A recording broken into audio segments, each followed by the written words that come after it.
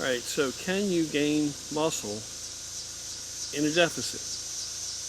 Can you gain muscle in a deficit?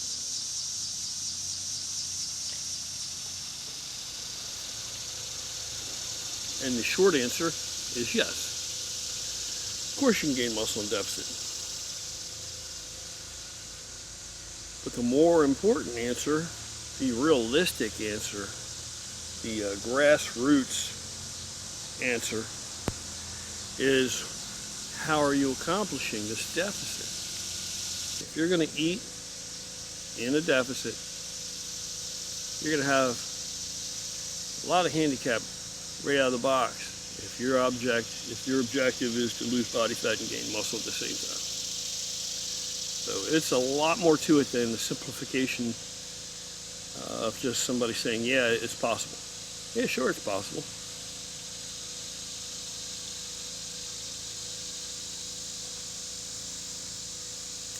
A lot of things are possible by somebody somewhere, but the majority of people, that's why I would say,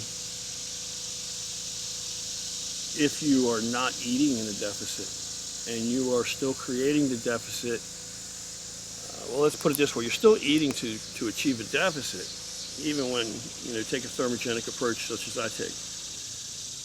And what I mean by that is, although my caloric intake, the number of calories I'm maintaining or even bulking a little bit, that number of calories, now I decide I'm going to diet down, that number of calories stays the same.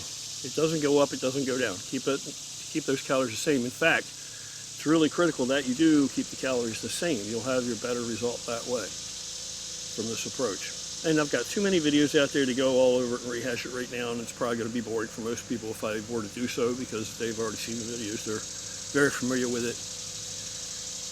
My take on it. But I still am eating to achieve a deficit, even though I'm not doing it by reducing calories. That's the whole thing in a nutshell. If you're going to reduce calories in, that's how you're going to accomplish your deficit. And you think you're going to gain muscle at the same time as you're losing body fat, it is not impossible, but it is unlikely that you will be very successful. Now, you want to go ahead and take on all the liability that comes with that attempt and prove that you can do it, go ahead. My hat's off to you. End of the day, you will have worked the hardest to achieve whatever it is you've been able to achieve, and I would dare say that those results are going to be minimalistic compared to what you might have achieved had you taken another approach of accomplishing that caloric deficit. So I don't reduce calories in, I achieve the deficit by turning up the thermogenesis, the thermic effect of food, by manipulating that. I change the foods that are involved in the game. I eat foods that are more costly to digest and metabolize. And in that manner, I can keep the caloric intake, calories in, stays the same. But the foods are more costly now. Different types of food, more fiber, more costly to digest and absorb. And in that manner, I am achieving a reduction in the overall caloric intake. But by doing it that way, I have found in practice, in real results, again and again and again, over the past 12, 13, 14, 15 years, I'm not sure, I'd have to sit down and figure it out, that it yields, for me, that I'm able to end up bigger. Either way I can get lean, but I can end up like a lot bigger with a lot more muscle end result following that type of regimen, as opposed to reducing calories in just by cutting calories in number.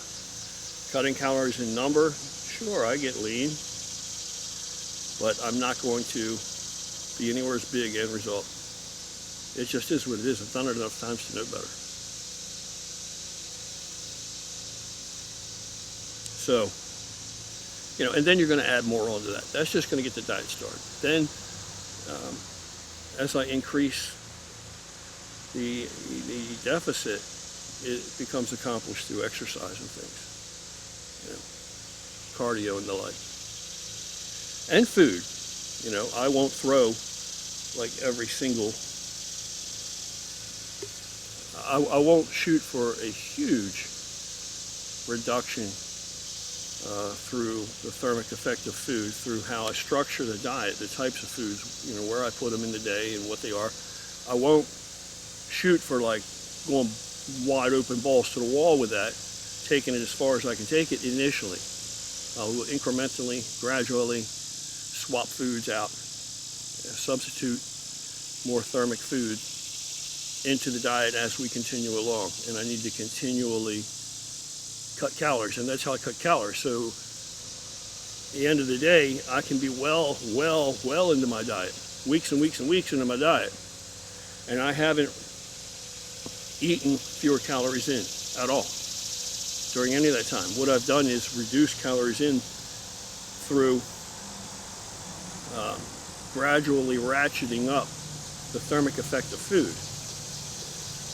to dispense with calories. And of course, you know, by that point I'm certainly doing cardio, and not a massive crazy amount. The same thing with the cardio. You want to introduce it very little, just enough to keep things moving along, and incrementally, gradually ratchet the cardio up, and either in duration or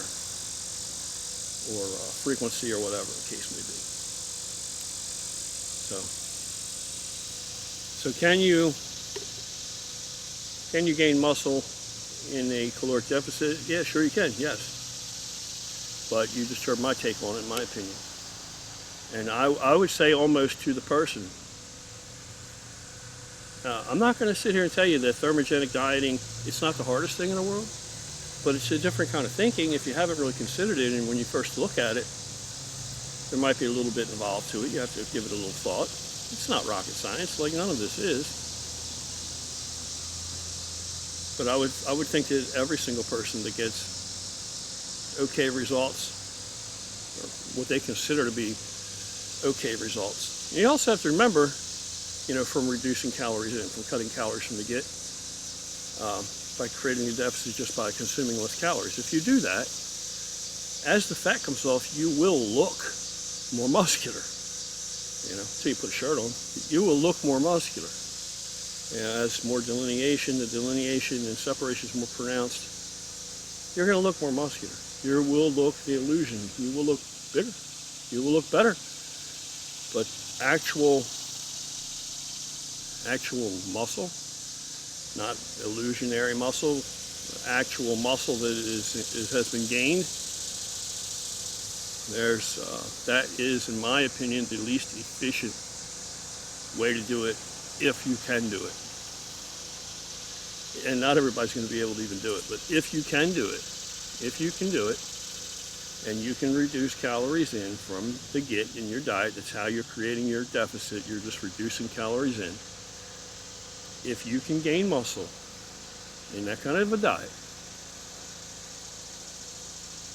whatever your result is going to be, I dare say, that's my belief, that you would end up with more muscle if you had gone a more thermic approach rather than just cut calories in. So I'm not sitting here telling you that anybody telling you can cut calories and gain muscle. I'm not sitting here telling you that they're lying to you, or that that's not possible.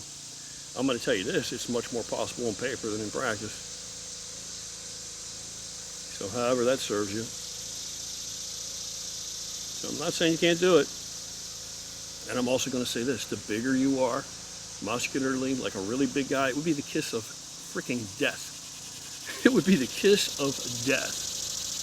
If one of my concerns, if it's of equal concern to me, to hang on to all the muscle that I have, let alone gain any, to hang on to all the muscle I have, every ounce of it, while leaning down, like really dropping body fat, it would be the kiss of death for anybody my size or bigger to come at it just by reducing calories, by counting on that as your deficit. Kiss it death.